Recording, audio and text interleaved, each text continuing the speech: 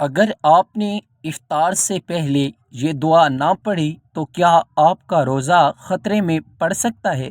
کیا ہم ایک عظیم سنت کو چھوڑ کر اپنے روزے کا اجر کم تو نہیں کر رہے؟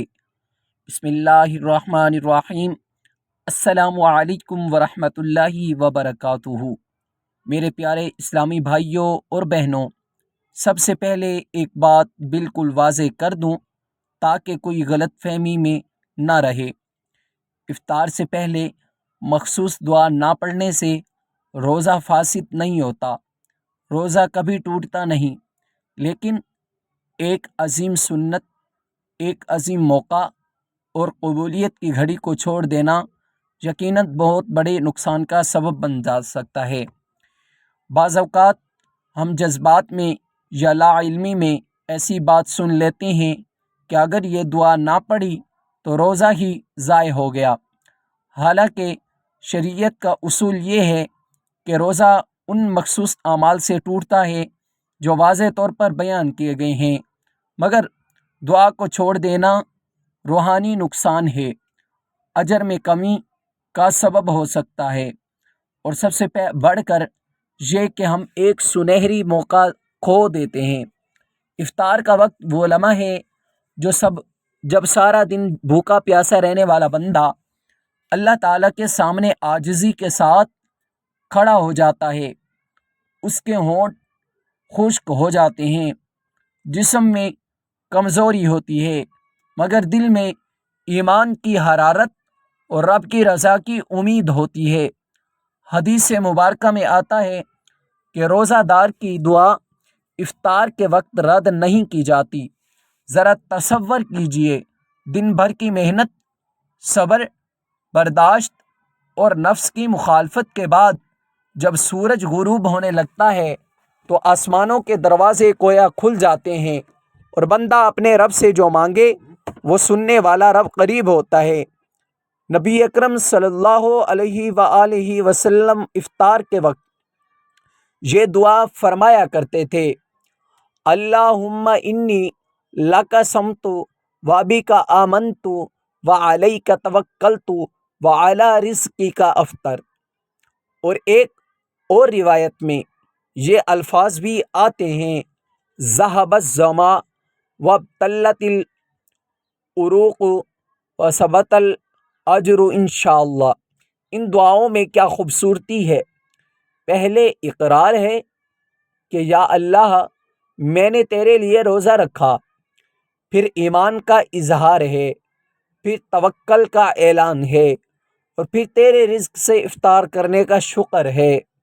گویا بندہ اپنے رب کے سامنے عاجزی، ایمان، توکل اور شکر چاروں چیزوں پیش کر رہا ہے۔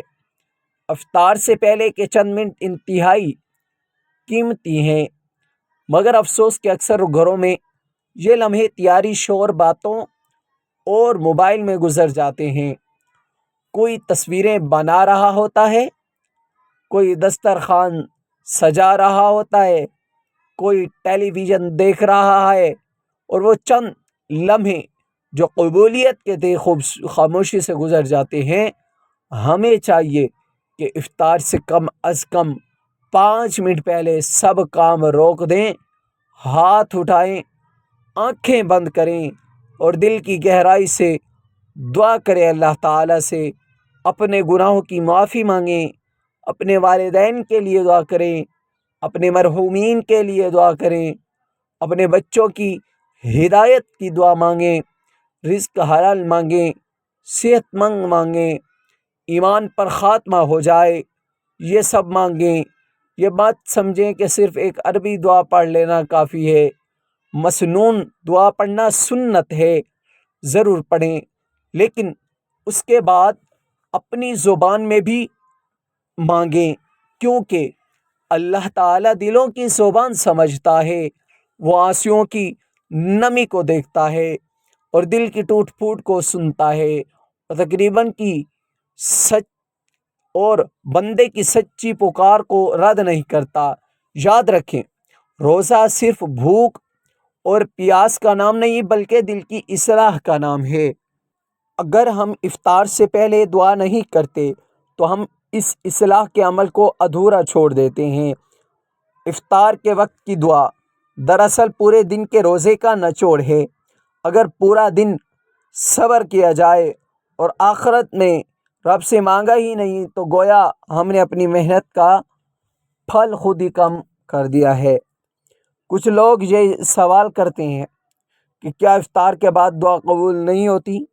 یقیناً ہر وقت دعا قبول ہو سکتی ہے، مگر بعض اوقات کو خاص فضیلت دی گئی ہے، جیسے تہجد کا وقت، جمعہ کی نماز کا وقت، اور اسی طرح افطار کا وقت، اور اسی طرح سحری کا وقت۔ یہ خصوصی اوقات ہمیں جگانے کے لیے ہیں، ہمیں متوجہ کرنے کے لیے ہیں کہ اے بندے اب مانگ لے، اب تیرے رب کی رحمت خاص طور پر متوجہ ہے۔ اپنے گھر میں یہ ماحول بنائیں کہ جیسے ہی افطار کا وقت قریب آئے سب خاموشی ہو جائیں، سب خاموش ہو جا کے بیٹھ جائیں۔ والدہ صاحب دعا کریں، والدہ دعا کریں، بچے آمین لکھ کہیں۔ یہ منظر اللہ کو کتنا پسند ہوگا کہ ایک گھرانہ مل کر اپنے رب سے مانگ رہا ہے۔ یہی گھروں کی اصل برکت ہے،